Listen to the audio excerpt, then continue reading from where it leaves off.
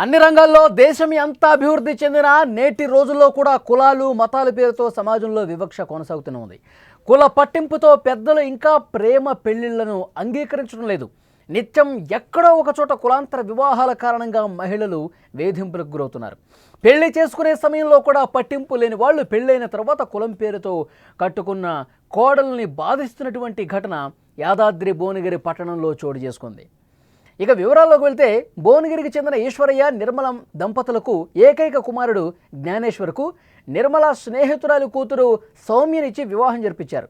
మే 22న యాదగిరిగుట్టలో పెళ్ళయింది. ఇరువురు కుటుంబ సభ్యులు హాజరయ్యారు. పెళ్ళైన 3 నెలలకే అత్తమామ వేధిస్తున్నారని నిర్మల ఆరోపిస్తోంది. తల్లిదండ్రులపై జ్ఞానేశ్వర్ కూడా చెప్తా ఉన్నాడు, సౌమ్యది తక్కువ తలం తక్కువ కులం అని పదే పదే మానసికంగా చిత్రహింసలకు గురి చేశారని దంపతులు ఇద్దరు కూడా చెప్తా ఉన్నారు, ఆరోపిస్తున్నారు.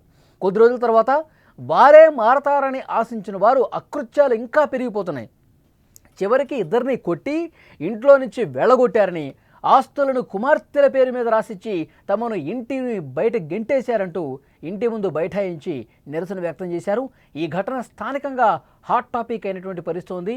విజువల్స్లో మీరు చూస్తున్నారు, చాలా ఒక గొడవ జరిగినటువంటి పరిస్థితి కనిపిస్తోంది. ఎందుకంటే కులాంతర వివాహం ముందు పెళ్లి జరిపించారు బాగానే.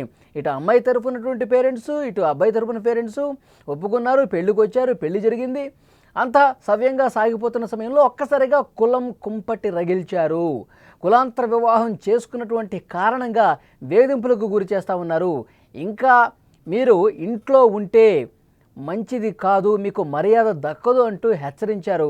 అసలు ఆస్తిలో ఒక్క రూపాయి కూడా మీకు రాదు అంటూ కూడా ఇంటి నుంచి దాడి చేసి మరీ వెళ్ళగొట్టారు. వేధింపులు ఎక్కువవుతున్నాయి, సూటిమాటలు ఎక్కువైపోతున్నాయి. అయినా కానీ ఆ అమ్మాయి భరించింది. సో ప్రేమ పెళ్లి చేసుకుంది, కులాంతర వివాహమైనా సరే అతని మీద ఇష్టంతో పెళ్లి చేసుకుంది. పెళ్లి చేసుకున్న తర్వాత అసలు విషయం వెలుగులోకి వచ్చింది. కులం పేరుతో దూషణలు ఎక్కువైపోయాయి.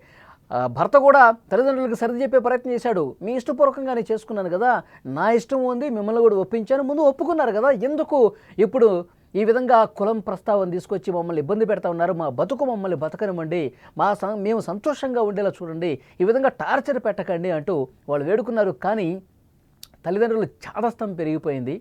కులం పేరుతో దూషించడం, కులం పేరుతో ప్రతి విషయంలో పట్టింపు తీసుకురావటం, కులం పేరును ప్రస్తావిస్తూ ఇష్టం వచ్చినట్టుగా బూతులు తిట్టడం, కొట్టడం, ఇక ఆఖరికి ఇద్దరిని చితకబాది మీరు అసలు ఇంట్లో ఉండదని చెప్పి వెళ్ళగొట్టారు. ఆ భార్యాభర్తలు ఇద్దరు కూడా ఎంత ఆవేదనతో ఉన్నారు, ఒక్కసారి వాళ్ళు ఏం మాట్లాడారు విందాం. దక్కిన అమ్మాయిని చేసుకున్నాం, ఇంకా అదే మాట అందరిని ఒప్పించి పెళ్లి చేసుకున్నాం, ఆయనకి ఇష్టం లేని అమ్మాయిని పెళ్లి చేసుకున్నాం, అది అదే టార్చర్ పెడతా ఉన్నారు.